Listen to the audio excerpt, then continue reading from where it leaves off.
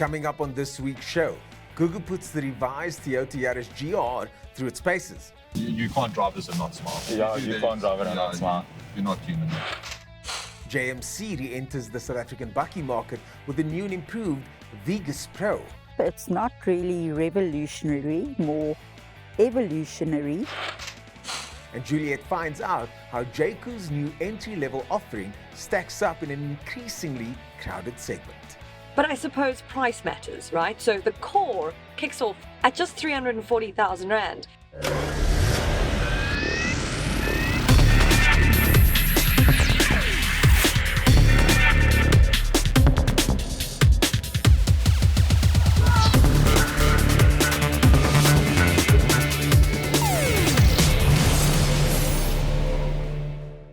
Hello, and thank you for tuning in to Ignition GT.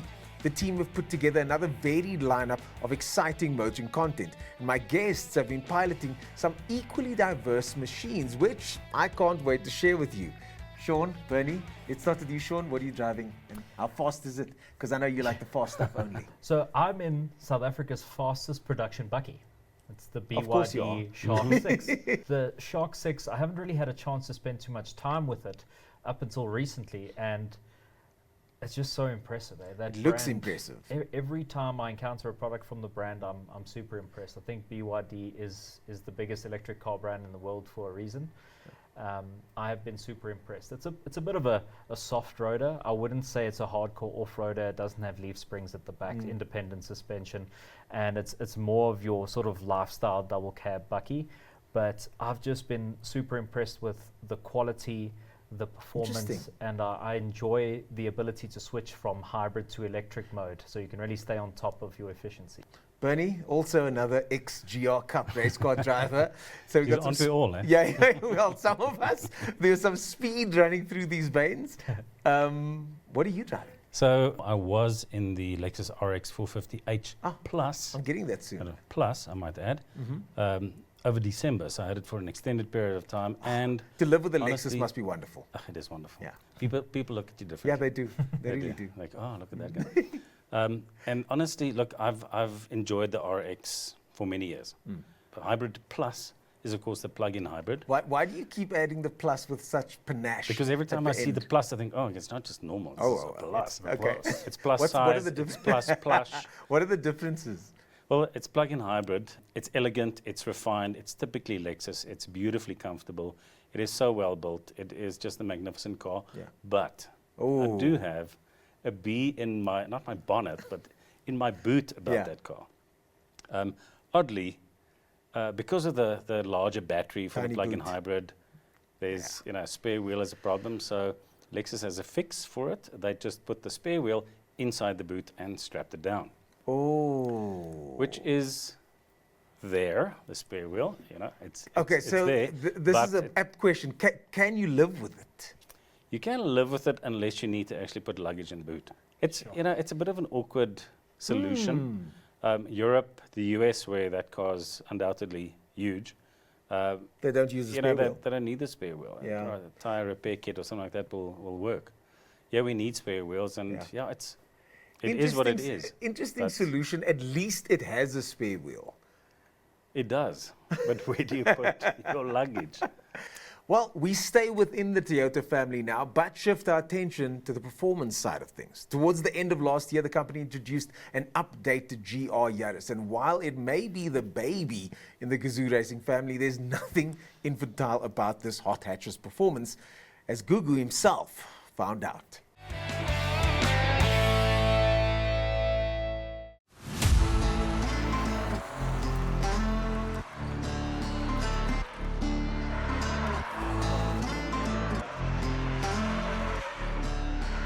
We have travelled all the way to Swartkorps Raceway to join Toyota South Africa for the launch of the automatic version of the GR Yaris. This is a fiery hot hatch, and previously the car was only available in manual, and now they've rectified that for all of you who like to not shift gears, essentially. Now, it's not just a transmission change or upgrade in the car. They've done quite a bit aesthetically to the car and inside the vehicle. Toyota has been at this rallying thing since, the 1950s? And today we're going to put this new product to the test to see how it does in its element on the racetrack and on the skid pan. It's going to be a fun day.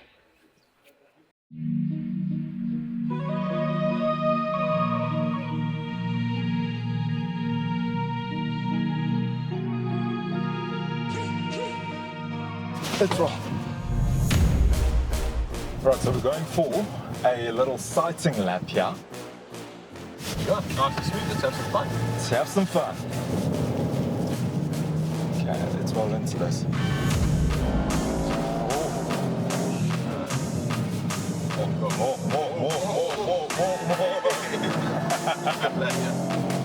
It feels rapid, man, I must say. Woo, that was good, Rick. Yeah, nicely done. You can't drive this and not smile. Yeah, you can't drive it and not smile. You're not human.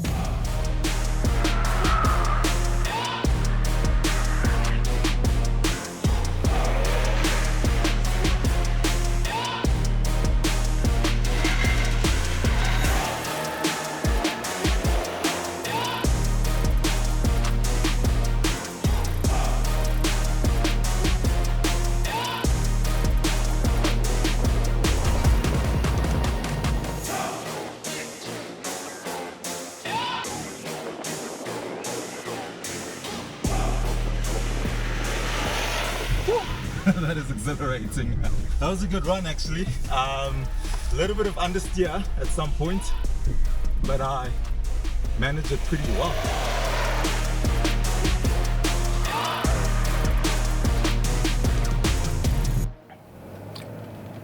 Okay, so we have done all the track activities with the GR Yaris in automatic, and obviously this is the kind of car, it's not a race car, first of all. It can do track activities, but if you own this, you're gonna drive it on the road. As someone who enjoys driving, who enjoys analog, I would probably buy the manual if I was in the market for this, but there are people who prefer an automatic car. So this is why Toyota came up with this, and I would be very interested to see what the sales figures will look like between the manual version of this and the automatic. The auto box is an 8-speed auto, whereas the manual is a 6-speed manual. So I love the fact that they didn't just do a transmission swap into a GR Yaris. You know, they've done a lot to this car. Aesthetically, they've added a bumper that can be stripped apart into many different parts. It basically allows you to, if the left side of the bumper is damaged, you can simply just swap out parts off the left side of the bumper or whichever parts that is damaged, and you don't actually need to replace the entire thing. So that's pretty cool. The mesh in the front, that's been replaced. That's a whole different thing now. And I love the branding on the intercooler itself. I think that looks really, really nice. So they've done stuff to the headlights, they've revised that, they've revised the tail lights. The biggest work, however, that's been done to this car, which for me is impressive, that it's not just a transmission swap, is that they've added more power and more torque. So previously, this car had 198 kilowatts and 360 Newton meters of torque. That has been bumped up here, and we're now looking at 210 kilowatts and 400 Newton meters of torque in a tiny little thing like this. It may not sound like much, but power to weight ratio really does matter, and it counts in this car's favor. This is just the perfect all-rounder for me, and Toyota has engineered an all-wheel drive system, and you might be thinking to yourself, well, where is the fun in that? All-wheel drive, it's supposed to be a performance hatch, like a hot hatch. Well, the beauty here is that the boffins out in Japan have really done a thing. In normal mode, when you're driving as I am now in normal mode, the split is 60-40. Obviously, 40% of the power going to the front wheels and 60 to the rear. And if you dial it into the correct setting, the sporty setting, it's a 70-30 split, turning this into a proper track car. It's a really fun car to drive, and I particularly love the fact that it's still very much analog in everything that it is. You still get a proper mechanical handbrake. You still are getting shift levers in the back of the steering wheel if you really want to shift yourself.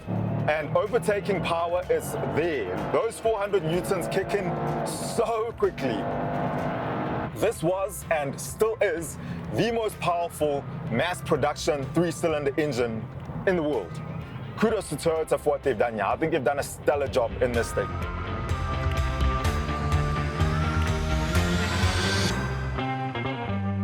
It has been an absolute pleasure to be reacquainted with the GR Yaris, and I'm actually glad that they now cater to the other half of the market who buy automatic cars.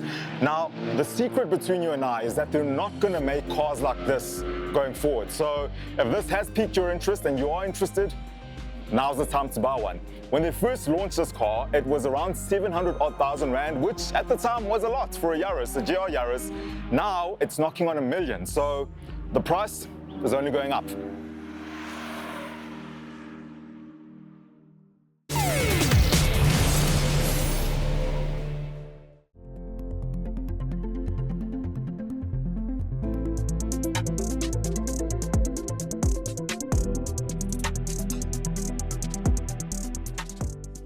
Welcome back to Ignition GT. The GR Yaris has become something of a cult car for Toyota, no doubt helped by its on-track exploits in the GR Cup. Both my guests have participated in said series, which is why I have the smirk on my face. But what do they think of this car's on-road performance? Guys, no racing talk, okay? On-road only.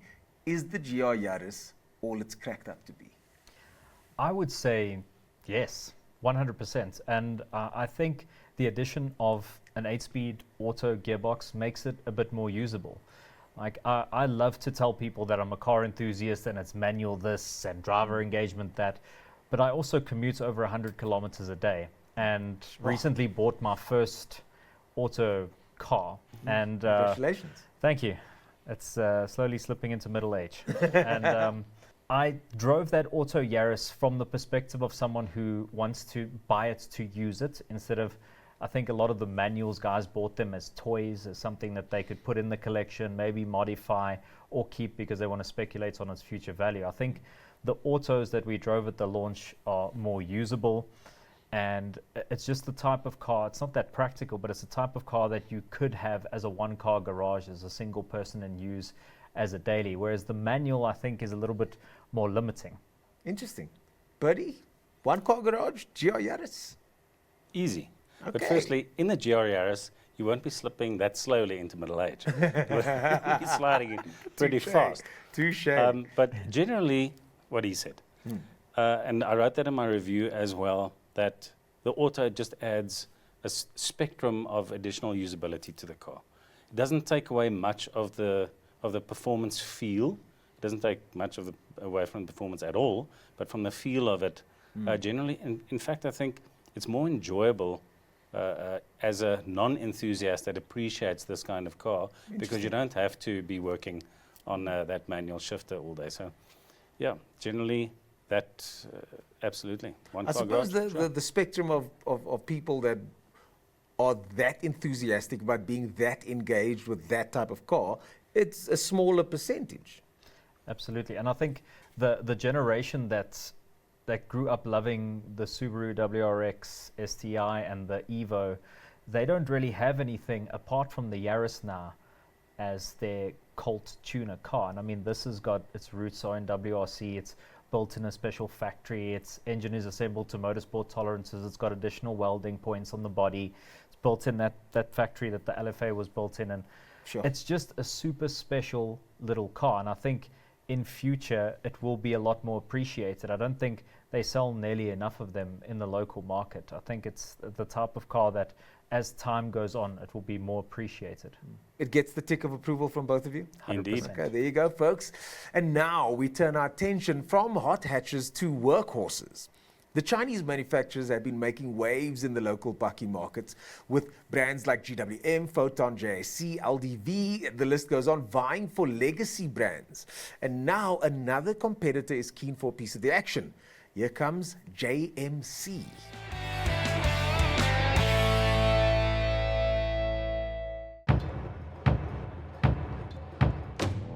We are reintroducing the JMC brand into South Africa with 6 products, starting with the Vigus single cab, and then we also have the 4x2 automatic with the 4x4 double cab automatic. We have the MCV light commercial vehicle as well, which is trucks coming in 3 configurations. We have the chassis cab, we have the drop side, and then we also have the box body. The engine that has been used in both the 4x2 and the 4x4, it's a good, strong engine that has been, tested.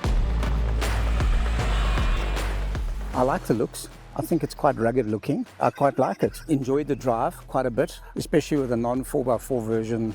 I felt that it drove quite smoothly.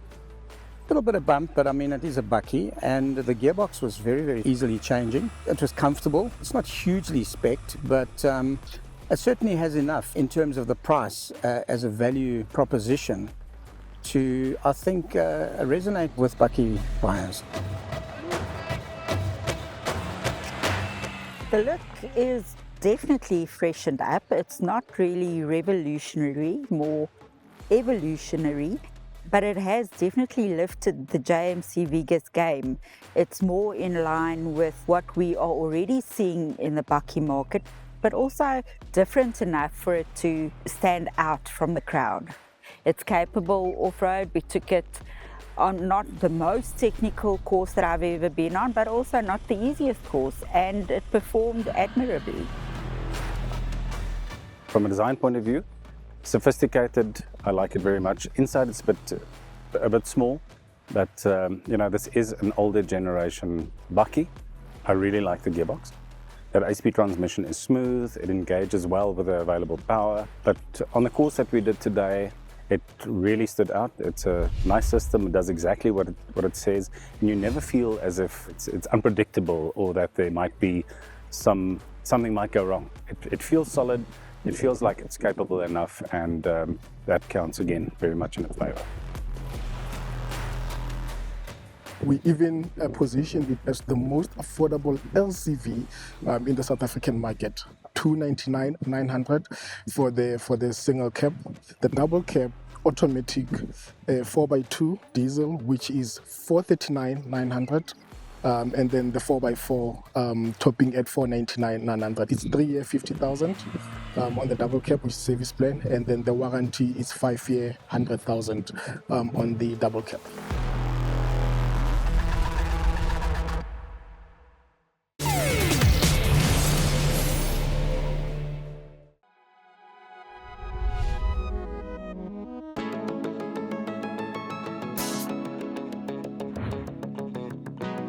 If you are starting to get confused with all the Chinese brands and car names that are coming and have come into South Africa, you are not alone. Okay, the one that so often gets me is Jaecoo and Juliet, and what makes it even more complicated is that they're under the same Cherry holding group. And then you've got Amoda, and you've got iCar, and you've got Leopard coming. Then you've got this, which is the Jaecoo J5. Not to be mistaken when you want to say something like Juliet T1 or T2. No, J7, J5. Guys, have I confused you more? Don't worry, I've confused myself even more. Anyways, this is the Jaecoo J5. It sits under the J7, a baby J7 if you will, or as some people call it, a baby Range Rover Evoque, because of the styling. And if you look at the back, oh, it is very Evoque-esque. It's a very good looking little car. So there are 4 derivatives. The core derivative, which is the very, very entry level. And then you've got the Glacier, the Vortex, and the Inferno, which is what I'm in, which is the top of the range. But now, none of them, as we have come to know with a lot of the Chinese brands, is they're not low on spec. I mean, this, okay, it's got a 13.2-inch touchscreen, these massive TVs that are now in the cars. The only difference with the core is it is a 9-inch. The one up from the core, the Vortex, that has cloth seats. And then if you go up to the next level, you're getting the leather seats, a sunroof, then the Inferno. Now I'm one to always like, what more do you need after all of that? But then I do quite like a lot of the convenience features in this Inferno, which is like an electric tailgate. This has got the wireless phone charger, the 8-inch digital instrument cluster they've got. This Inferno also has ventilated seats, always a win. Basically, I don't think there's anything more that you could put into these cars. But I suppose price matters, right? So the core kicks off at just 340,000 Rand. You come up to this one, which is sitting at 480,000 Rand. Very good value for money, but you're now playing in a field that is, like I said, so saturated. So what are your other options? Well, too many to mention, basically. But dare I say that none of them will be as spec'd as well as this one. And if you go for something like a T-Cross and you start ticking those boxes, it will go well over 400. It will go into the 500s. So then the pricing doesn't almost make sense then. Now, I've spoken about the features. I'm going to talk about the interior quickly because it's very minimalist. So everything is operated pretty much within this touchscreen. What I do appreciate is that the mirrors are still a traditional button and not within here. All your safety and driver assist systems obviously all listed in here. You can turn them off. I've turned a couple off, which now lets me sit as a very comfortable driver without anything being too intrusive or pulling me out the way or beeping at me or anything like that. So that's been great. My only big gripe here is the Android Auto. The fact that once you're on Android Auto, it's very difficult to get back to the normal screen and then back to Android Auto. You've got to press a bunch. I wish there was just a little button at the top that had a home button and Android Auto button. You could flick between them if you need to. These are little functional issues that I find. One thing that is amazing with the Chinese brand, one of many I guess, is the fact that they listen to customers and in fact the media. So they'll go, actually we do like the idea of that. And so the next sort of upgrade, they make that happen. So you've got to complain about the things that you don't like so that they can be changed. Constructive criticism is what it's called. From a space point of view, it's got a 480-litre boot. The rear legroom isn't amazing. It's fine for kids and it's fine for me, but that's where it maybe is a little bit short in space there, but headroom is very good, especially if you've got the sunroof here as well.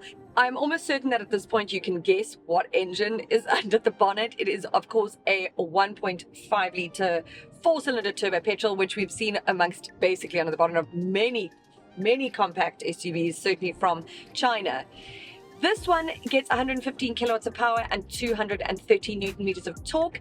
I find it to be punchy enough. There's just a little bit of a lag when you put your foot down. You can put it into sport mode. There's eco and normal as well. I just find that then it's a bit noisier in sport and doesn't really then warrant the power. Like I don't really feel too much of a difference there. And so I've just kept it in eco. It's mated to a CVT, which I think has been programmed really well. So if you're cruising like this and you're around town, it's actually not very intrusive or noisy. Overall, it is quite a comfy drive, a pretty smooth, very quiet cabin in general. And I find the build quality to feel very good in here. Some people have mentioned the plastics. I don't care about that. I really don't. Like, I don't like, oh, I even touched that. That doesn't feel cheap at all. Yeah, no, even that doesn't. What are these people talking about? What, like, okay, like the window thing. Who cares? It's a window you just put down, put it up.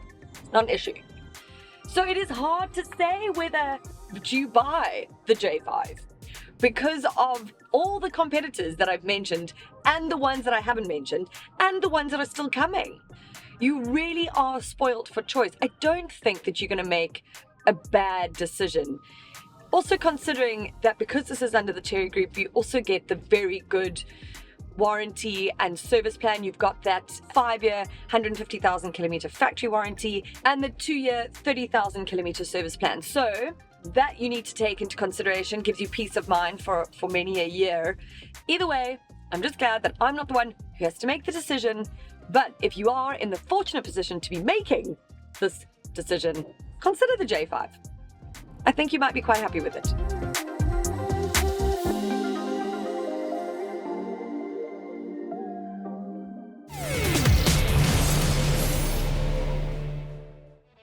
That brings us to the end of this week's show. Please join us again next week when Z takes a first drive in the Jaecoo T1.